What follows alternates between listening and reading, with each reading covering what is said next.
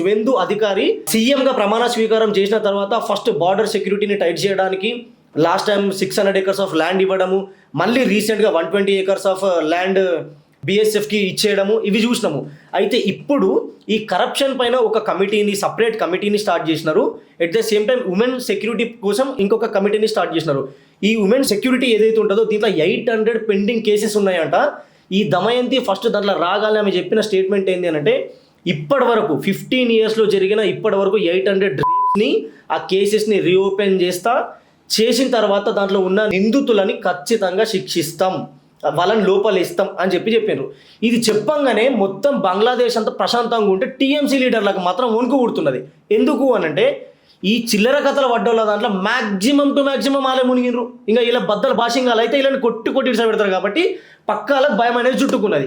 ఈమెనే ఎందుకు తీసుకొచ్చి పెట్టాలా అంటే ఈమెకి ఒక బిరుదు కూడా ఉన్నది, లేడీ సింగం అండ్ కిరణ్ బేడి అని కూడా అంటారు ఈమెని. ఎందుకు అనంటే మమతా బెనర్జీ ఆ కేస్ టైంలో ఈమెని ఎంత ప్రెషర్ చేసింది అంటే వాళ్ళ గవర్నమెంట్ అంతా ఒక సైడ్ రన్ అయినా కానీ గవర్నమెంట్కి ఆపోజిట్గా పోయి ఆమె ఈ కేసులో ఉన్న నిందితులని పట్టుకొచ్చి జస్టిస్ ముందట పెట్టి వాళ్ళకి శిక్ష పడేటట్టు చేసింది. సో ఇప్పుడు ఈ 800 కేసెస్ ఏవైతే రీఓపెన్ అవుతున్నాయో ఆమె చేతుల మీదగా వీళ్ళకి 100% శిక్ష పడేదాకా తను వదలదు. అందుకోసం అని చెప్పేసి ఈ టీఎంసీ గూండాలకి ఈ కొడుకులకి పడిపోతుంది అనుకోవచ్చు ఇంకా.